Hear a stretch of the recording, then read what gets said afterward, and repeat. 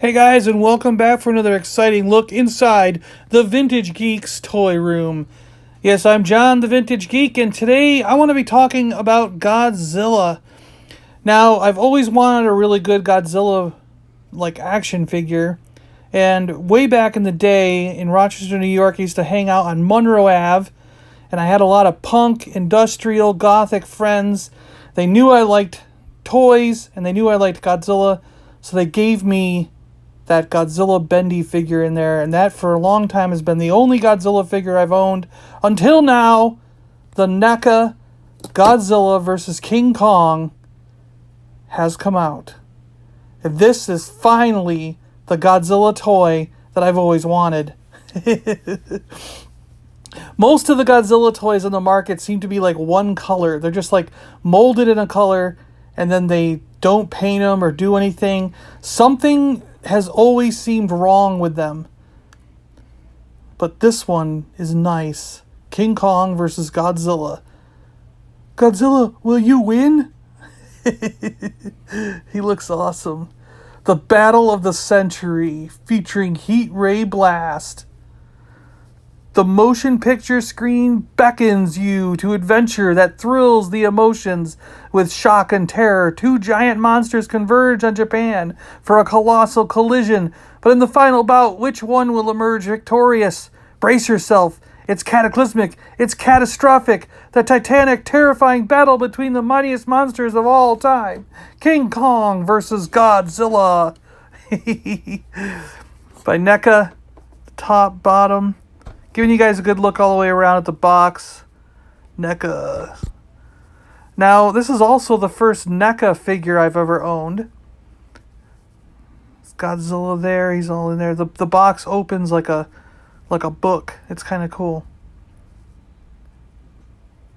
So I'm both getting a taste of like my first real Godzilla figure and my first NECA figure. Actually, that's not true. I did own the Shogun Warriors Godzilla when I was a kid, but he sank in the swamp on the farm that I grew up on, and I've never seen him again. I so want to get one of those. I've gotta someday get my Shogun Warrior back. But he comes in three pieces: a tail, the body, and a fire breath. And the tail, as you can see, pops into a hole in his tail, and the fire breath pops into a hole inside his mouth. So that's kind of cool. That little tab there just shoves right into his mouth. Ugh. All right, I put the tail on. That was difficult. It did not seem to want to go in. It took a lot of pressure, but it doesn't seem to want to come off now, so I think that means it's in there. The tail is very flexible, bendy in all directions. I mean, it's got to have like 6 or 7 points of articulation just in the tail, which is kind of cool. So you can put it in almost any position you want.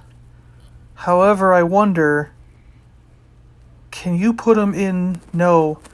Remember the tail slide that he did, or how he would bounce off his tail in the 70s? Can't do that, I guess. But yeah, he's got all this articulation in the tail. There's 5 or 6 joints there. He's got rotating legs there. They barely move, though. Knee joints that, again, barely move. Feet joints. He's arms and elbow joints. He's got hand joints and fingers that join, that have a joint on them. So he's got a lot of articulation in the arms and hands. But again, he's got a lot of joints, but not a lot of movement because he's blocked by his own body. His body moves, his neck moves, his head moves. So you got 3 or 4 points of articulation there. So you can kind of do the dance, and talk to Mothra. We got to team up. Rawr, rawr, rawr. We got to team up and kill King Ghidorah. Rawr, rawr, rawr. They did all that funny stuff. And he can kind of pick up a boulder and throw it, So here's Godzilla with a flame in his mouth. He looks pretty badass. Classic Godzilla. Classic Godzilla. Yes. Look at that face. He's awesome. Oh boy, this is great. I'm so happy with this figure. He's awesome. He was not that bad. I mean, you spend $20 on a 6-inch Black Series, and this guy was $25 for about an 8-inch. He's 6 to 8 inches tall. Maybe he's 7 inches. I don't know, something there. And he's got a lot of articulation. A lot of detail in the paintwork here. Like I said, he's not just molded in one color plastic and then here you go. He's actually been painted and airbrushed, and a lot of care has been taken into him. He's got his nails done and everything, It's pretty cool. I'm actually digging this. I don't know where I'm going to put him yet, but maybe he'll fight that Rancor in the background. Look at this. This is from like People View. If you want, there's the box actually opens up to a backdrop, so you can have him like walking past Mount Fuji. This looks like it's probably taken from across the lake. There's a lake town across from Mount Fuji, because of the way the distance is there. But yeah, there we go. Godzilla from NECA. I'm John, the Vintage Geek, and I want to say thank you so much for joining me on this venture down memory lane with Godzilla. Whoop, we're going over to bounty hunters. I get distracted by bounty hunters a lot. All right, guys, thanks a lot for watching. Really appreciate it.